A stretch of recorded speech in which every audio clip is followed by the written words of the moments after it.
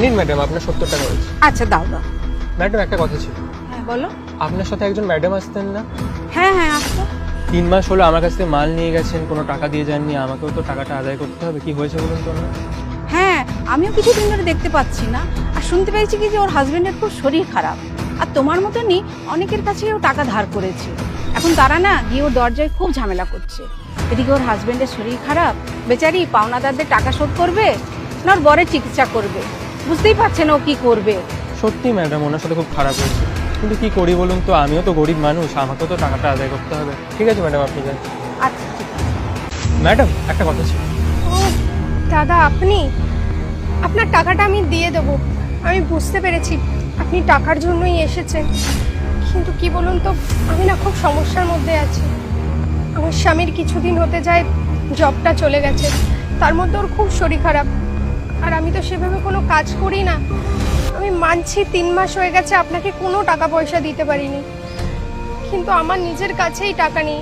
আমি কিভাবে সংসার চালাচ্ছি সেটা আমিই জানি। আমি কাজ খুঁজছি দাদা, যদি কোনো কাজ পাই আমি আপনার টাকা আপনাকে ফেরত দিয়ে দেবো। জানি আপনি গরিব মানুষ, আপনার টাকা পয়সার দরকার পড়ে, কিন্তু আপনি এটা ভাববেন না যে আমি আপনাকে ঠকিয়েছি। আপনার টাকা আমি অবশ্যই আপনাকে দিয়ে দেবো, কিন্তু কি বলুন তো, আমি যদি কোনো কাজে ঢুকেও যাই সারাদিন তো আমায় ওখানেই থাকতে হবে। আমার বাড়িটা কে দেখবেন বলুন তো? আমার অসুস্থ শাশুড়ি আছে, শ্বশুর আছে, স্বামীরও এখন শরীর খারাপ, ওনাদের জন্য আমাকে রান্না করতে হয়, বাড়ির সমস্ত কাজ করতে হয়, তারপরে আবার অফিস যাওয়া, অফিস থেকে ফিরে, মানে আমি একা না, সব কিছু নিয়ে এত বেশি বিরক্ত হয়ে গেছি, আমি বুঝতে পারছি না আমি ঠিক কী করব।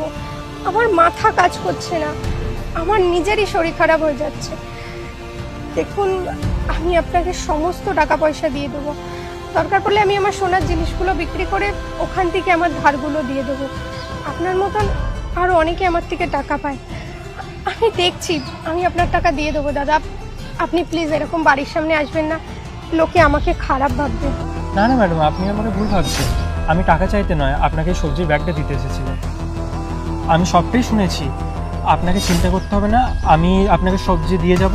আপনিও তো আমার খারাপ সময় আমার পাশে ছিলেন, আপনার খারাপ সময় নয় আমি পাশে থাকলাম। আপনাকে অসংখ্য ধন্যবাদ দাদা, আপনি আমার দুর্দিনে এইভাবে আমার পাশে থাকলেন। আজকালকার দিনে তো এরকম মানুষ হয়ই না, টাকা পয়সার জন্য মানুষ কত নিচে নেমে যায়, আর আপনি সামান্য একটা সবজিওয়ালা হয়েও আমাকে এত সাহায্য করছেন।